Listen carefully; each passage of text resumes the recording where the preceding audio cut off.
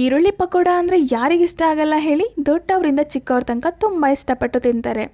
ಅದರಲ್ಲೂ ಈವ್ನಿಂಗ್ ಸಂಜೆ ಸ್ನ್ಯಾಕ್ಸ್ಗೆ ಕಾಫಿ ಟೀಗೆ ಒಳ್ಳೆ ಕಾಂಬಿನೇಷನ್ ಅಂತಲೇ ಹೇಳ್ಬೋದು. ಹಾಗೆ ಮಳೆ ಬರುವಾಗ ಬಿಸಿ ಬಿಸಿ ಮಾಡ್ಕೊಂಡು ತಿಂದರೆ ಎಷ್ಟು ಚೆಂದ ಇರುತ್ತಲ್ವ. ಸೊ ನಮಸ್ಕಾರ ಎಲ್ಲರಿಗೂ, welcome back to my YouTube channel. So ಇವತ್ತಿನ ರೆಸಿಪಿ ಬಂದು ಈರುಳ್ಳಿ ಪಕೋಡ ಮಾಡ್ತಾಯಿದ್ದೀನಿ. ಸೊ ನೀವೇನಾದರೂ ನನ್ನ ಚಾನಲ್ನ ಫಸ್ಟ್ ಟೈಮ್ ವಿಸಿಟ್ ಮಾಡಿ ನೋಡ್ತಾ ಇದ್ದರೆ ಈಗಲೇ ಹೋಗಿ ಸಬ್ಸ್ಕ್ರೈಬ್ ಆಗಿ ಹಾಗೆ ಬೆಲ್ ಐಕನ್ನ ಕ್ಲಿಕ್ ಮಾಡಿ. ಸೊ ತಡ ಮಾಡೋದು ಬೇಡ, ವಿಡಿಯೋ ಸ್ಟಾರ್ಟ್ ಮಾಡೋಣ. ಮೊದಲನೇದಾಗಿ ನಾನಿಲ್ಲಿ ಒಂದು 5ರಿಂದ 6 ಈರುಳ್ಳಿನ ಕಟ್ ಮಾಡ್ಕೊಂಡಿದ್ದೀನಿ. ಸೊ ಸೈಜ್ ದಪ್ಪದಾಗೆ ಕಟ್ ಮಾಡ್ಕೊಳ್ಳಿ. ಸೊ ನಾನಿವಾಗ ಕಟ್ ಮಾಡಿರೋಂತಹ ಈರುಳ್ಳಿನ ಬೇರೆ ಸಪ್ರೇಟ್ ಬೌಲ್ಗೆ ಹಾಕ್ಕೊಳ್ತಾ ಇದ್ದೀನಿ. ಇನ್ನೊಂದೇನೆಂದರೆ, ಸೊ ಹೊರಗಡೆ ತಿನ್ನೋವಂತಹ ಈರುಳ್ಳಿ ಪಕೋಡ ಅದೇ ಥರ ಸೇಮ್ ಟೇಸ್ಟ್ ಮನೇಲೂ ಈ ಥರ ಮಾಡ್ಕೊಬೋದು ನಾವು. ಹಾಗೆ ನಾನಿಲ್ಲಿ 1 ಬೌಲ್ ಕಡಲೆ ಹಿಟ್ಟನ್ನ ಹಾಕ್ತಾಯಿದ್ದೀನಿ. ಸೊ ಈರುಳ್ಳಿ ಪಕೋಡಕ್ಕೆ ಕಡಲೆ ಹಿಟ್ಟನ್ನ ಸ್ವಲ್ಪ ಕಡಿಮೆ ಬಳಸಿದ್ರೆ ಉತ್ತಮ ಅಂತ ಹೇಳ್ಬೋದು. ಜಾಸ್ತಿ ಏನು ಬಳಸೋಕ್ಕೆ ಹೋಗಬಾರ್ದು ಕಡಲೆ ಹಿಟ್ಟನ್ನ. ನೆಕ್ಸ್ಟ್ ಇವಾಗ ರುಚಿಗೆ ತಕ್ಕಷ್ಟು ಉಪ್ಪನ್ನ ನಾನಿಲ್ಲಿ ಹಾಕ್ಕೊಳ್ತಾ ಇದ್ದೀನಿ. ಸೊ ಉಪ್ಪನ್ನ ನೋಡಿ ಹಾಕ್ಕೊಳ್ಳಿ, ಜಾಸ್ತಿ ಹಾಕೋದಕ್ಕೇನು ಹೋಗಬೇಡಿ.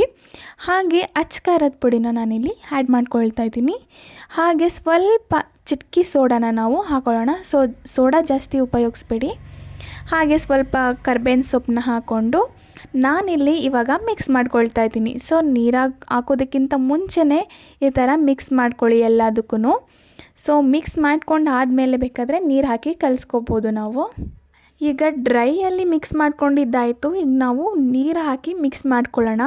ಸೊ ನೀರನ್ನೂ ಅಷ್ಟೇ ಜಾಸ್ತಿ ಹಾಕಿ ಕಲಿಸೋದಕ್ಕೆ ಹೋಗಬೇಡಿ, ಫುಲ್ ನೀರು ಥರ ಆಗಿಬಿಡುತ್ತೆ. ಸೊ ಆ ಥರ ಮಾಡೋದಕ್ಕೆ ಹೋಗಬೇಡಿ. ಸ್ವಲ್ಪನೇ ನೀರು ಹಾಕ್ಕೊಂಡು ಮಿಕ್ಸ್ ಮಾಡ್ಕೊಳ್ಳಿ. ಸೊ ನಿಮಗೆ ಕನ್ಸಿಸ್ಟೆನ್ಸಿ ಗೊತ್ತಾಗುತ್ತೆ ಎಷ್ಟಿದ್ರೆ ಸಾಕು ಅಂತ. ಸೊ ಈ ಎಲ್ಲ ಇಂಗ್ರೀಡಿಯೆಂಟ್ಸ್ ಹಾಕಿ ಮಾಡೋದ್ರಿಂದ ತುಂಬಾ ಕ್ರಿಸ್ಪಿ ಬರುತ್ತೆ ಈ ಈರುಳ್ಳಿ ಪಕೋಡ. ಹಾಗೆ ಮಕ್ಕಳು ತುಂಬಾ ಇಷ್ಟಪಟ್ಟು ತಿಂತಾರೆ. ಸೊ ಸಂಜೆ ಸ್ನ್ಯಾಕ್ಸ್ ಕೂಡಕ್ಕೂ ಇದನ್ನೇ ಇಷ್ಟಪಟ್ಟು ತಿಂತಾರೆ ಜಾಸ್ತಿ. ಕಾಫಿ ಟೀಗಂತೂ ಒಳ್ಳೆ ಕಾಂಬಿನೇಷನ್ ಅಂತಲೇ ಹೇಳ್ಬೋದು ಈ ಈರುಳ್ಳಿ ಪಕೋಡ.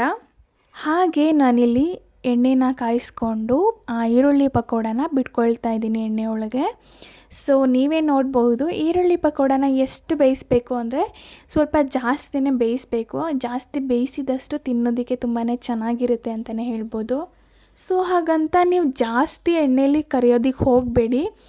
ಈಗ ನೀವೇ ನೋಡ್ತಾ ಇದ್ದೀರಲ್ಲ, ಈ ಕಲರ್ ಬಂದಿರಬೇಕು ಈರುಳ್ಳಿ ಪಕೋಡ. ಸೊ ಈ ಕಲರ್ ಬಂದಿದ ತಕ್ಷಣ ನೀವು ಸ್ಟವ್ ಆಫ್ ಮಾಡ್ಕೋಬೋದು. ಸೊ ಫೈನಲಿ ರೆಡಿಯಾಗಿದೆ ಈರುಳ್ಳಿ ಪಕೋಡ ಆ್ಯಂಡ್ ಆನಿಯನ್ ಪಕೋಡನೋ ಅಂತಲೂ ಹೇಳ್ತಾರೆ. ಆ್ಯಂಡ್ ಈ ವಿಡಿಯೋ ನಿಮಗೆ ಇಷ್ಟ ಆಗಿದೆ ಅಂದರೆ ಫ್ರೆಂಡ್ಸ್ ಆ್ಯಂಡ್ ಫ್ಯಾಮಿಲಿಗೂ ಶೇರ್ ಮಾಡಿ, ಹಾಗೆ ಲೈಕ್ ಮಾಡಿ, ಕಮೆಂಟ್ ಮಾಡಿ, ಹಾಗೆ ಸಬ್ಸ್ಕ್ರೈಬ್ ಮಾಡ್ಕೊಳ್ಳಿ ಅಂತ ಹೇಳ್ತಾ ಹೀಗೆ ಸಪೋರ್ಟ್ ಮಾಡ್ತಾಯಿರಿ. Thanks for watching.